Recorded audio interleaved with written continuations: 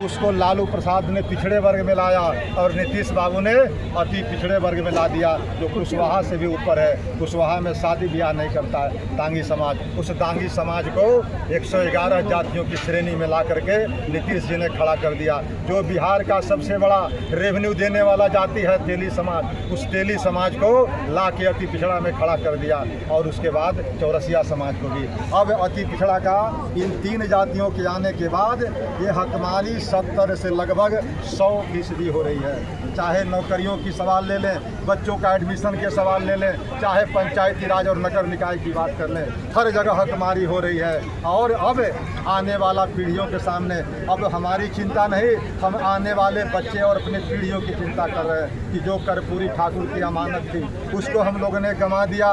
और हम लोग का एक वोट लेते रहा नीतीश कुमार, और हम लोग के साथ ये भोतर हंसुआ से हम लोग को गर्दन काट दिया है। इसी नीतीश कुमार को दर्जनों कार्यक्रमों के द्वारा हम लोगों ने चेतावनी दिया, उसको आंदोलित किया, लेकिन नीतीश कुमार पर कुंभकर्णी निद्रा में सोया रहा, वो नहीं जगा।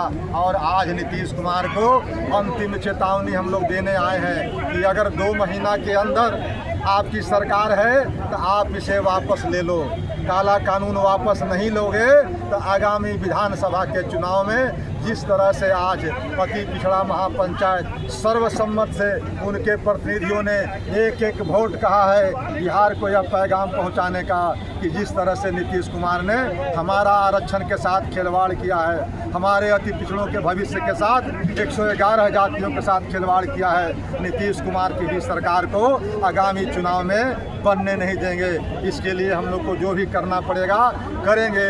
लेकिन आज का जो पंचायत का महाफैसला है, महापंचायत का, उस फैसला को घर घर तक पहुंचाने का हम तमाम लोगों की जिम्मेदारी है। और इस जिम्मेदारी के तहत ये पक्का है कि हम लोग की आबादी लगभग 45% है। जाति आंकड़ा जो आया है उसमें भी 38% आया है। 38% यानी सबसे बड़ा वर्ग। और सबसे बड़ा वर्ग जब चाह लेगा तो किसी की सरकार बना सकता है, किसी की सरकार उखाड़ फेंक सकता है। ये अति पिछड़ों की ताकत है। सिर्फ एक बात की ज़रूरत है कि अति पिछड़ी की जितनी जातियां हैं वो जाति से जमात की ओर चले। जब जाति से जमात की ओर चलने लगेगा तो हमारा सारा राजनीतिक समस्याएं दूर हो जाएगी। और एक दिन समझ आएगा जब अति पिछड़ा का बेटा बिहार के 1 नंबर कुर्सी यानी मुख्यमंत्री के गद्दी पर विराजमान होगा।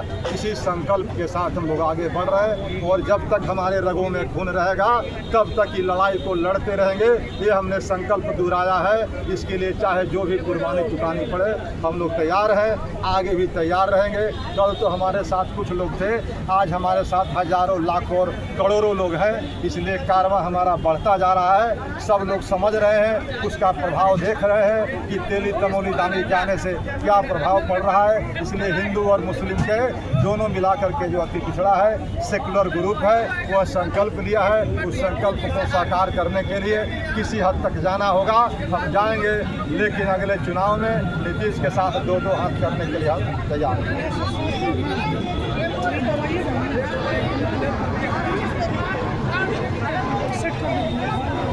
नहीं देंगे तो उनको वोट नहीं देंगे, उनकी सरकार नहीं बनेगी। हम थोड़े कह रहे हैं कि गोली और बंदूक चलाएंगे, ईटा और पत्थर चलाएंगे। ये लोकतांत्रिक व्यवस्था में जो वोटिंग पावर हमें मिला है ये अम्बेडकर साहब के द्वारा, उस वोटिंग पावर का प्रयोग करके नीतीश जिसकी आबादी 1.5 से 2% है और लगातार 20 वर्षों से सत्ता में कब्जा किए हुए हैं,